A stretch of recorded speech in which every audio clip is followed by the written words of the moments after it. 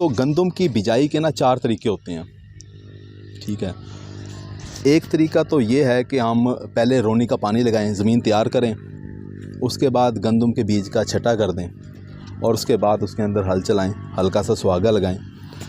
तो ये एक पहला तरीका है, यानी कि छटे के ज़रिए काश्त कहते हैं इसे। ये एक पुराना तरीका है, हमारे जो पुराने काश्तकार हैं वो इस तरीके से काश्त करते थे और अभी भी कुछ काश्तकार करते हैं। अच्छा, दूसरा तरीका ये होता है, वो है वतर में ड्रिल के ज़रिए काश्त। उसमें क्या करते हैं कि पहले रोनी का पानी लगाते हैं, उसके बाद ज़मीन को तैयार किया, उसके अंदर ड्रिल कर दिया बीज, ठीक है। बीज ड्रिल कर दिया तो ये ड्रिल के ज़रिए आपने काश्त कर दिया, इसे कहते हैं वतर में ड्रिल के ज़रिए काश्त। अच्छा, तीसरा जो तरीका है वो है गपछट के ज़रिए काश्त।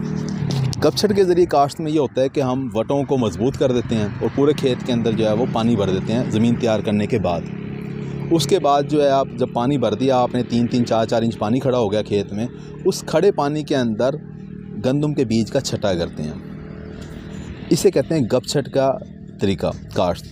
गपछट का तरीका काश्त जो है, अगर आपका रकबा कलराठा है, शोर ज़्यादा है, तो फिर आपको चाहिए कि आप गपछट के तरीके से अपने गंदम की फसल को काश्त करें, गंदम का बीज। क्योंकि कलराठे रकबे के अंदर जो सबसे बड़ा मसला होता है वो बीज के उगाव का होता है, बीज उगता नहीं है आपका।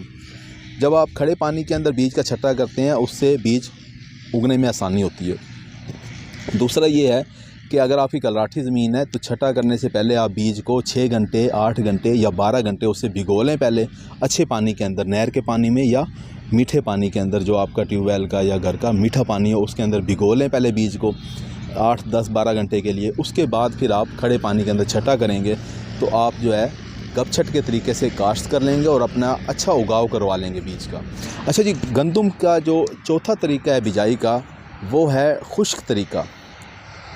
खुश्क तरीके में आप ये करते हैं कि आप बिल्कुल खुश्क ज़मीन तैयार करते हैं। जिस तरह ये सामने आप देख रहे हैं ज़मीन, ये बिल्कुल खुश्क है, रोनी का पानी नहीं लगाया है इसके अंदर।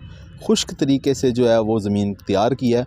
और पीछे आप काश्तकार को देखें, ज़रा कैमरा उस तरफ लेके जाना, वो सामने काश्तकार को देखें आप, वो जो है उसके अंदर जो छटा कर रहा है पानी के अंदर बीज का, वो गपछट मेथड कर रहा है, यानी खड़े पानी के अंदर बीज का जो है वो छटा कर रहा है। अगर वो ऐसे भी कर सकता है कि इस खुश्क ज़मीन के अंदर ही गंदम का छटा करे, उसके बाद इसके ऊपर हल्का सा सुहागा लगा दे और फिर पानी लगा दे।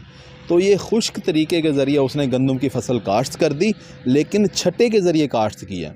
लेकिन जिस खेत में हम इस वक्त खड़े हैं, अब इधर आ जाओ दोबारा भाई, लेकिन इस वक्त जिस खेत के अंदर हम खड़े हैं ये खुश्क तरीके से गंदम काश्त हुई है, लेकिन ड्रिल के ज़रिए काश्त हुई है। इसमें आप देखोगे पौधे जो हैं वो लाइनों में लगे हुए हैं, ठीक है। इसमें ये हुआ खुश्क ज़मीन को तैयार किया है ज़मींदार ने, उसके बाद जो है वो ड्रिल कर दिया है, खुश्क ड्रिल होती है, उसके ज़रिए उसने बीज डाल दिया सारा का सारा और उसके बाद जो है उसने पानी लगा दिया।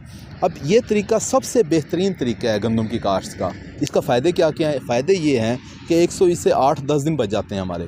जब हम रोनी का पानी लगाते हैं उसके बाद वतर का इंतज़ार करते हैं तो हमें 5-7 दिन 8 दिन हमारे ज़ाया हो जाते हैं। इसके अंदर हमने रोनी का पानी नहीं लगाना, वतर का इंतज़ार नहीं करना, खुश्क ज़मीन के अंदर गंदम के बीज लगा देना है। तो 8-10 दिन हमारे बच गए, यानी कि हम गंदम वक्त पे काश्त करने के काबिल हो गए। दूसरा, इस ड्रिल के अंदर काश्त करने का फ़ायदा ये होता है कि जब आप बीज डालते हैं तो सारे का सारा बीज 1 इंच की गहराई पे पड़ा होता है, यानी जो डेप्थ है, गहराई है बीज की, वो 1 इंच होती है। उससे फ़ायदा ये होता है कि 100% उगाव होता है, सारा का सारा बीज बाहर निकलता है। जब आप छटे के ज़रिए काश्त करते हैं तो कोई बीज 3 इंच पे होगा, कोई 4 इंच पे होगा। जो 4 इंच पे बीज है वो नहीं निकलेगा, वो समझे आपका ज़ाया हो गया। सिर्फ 2 से 2.5 इंच 3 इंच वाला बीज निकलेगा और बाकी बीज जो है वो ज़ाया भी हो जाता है उसके अंदर। तो इस तरह से जो है जब आप ड्रिल के ज़रिए काश्त करते हैं तो सारे के सारे बीज का उगाव बड़ा अच्छे तरीके से होता है। इस खेत में आप देखें मुकम्मल उगाव बीज का मुकम्मल है, 100% आपको नज़र आएगा।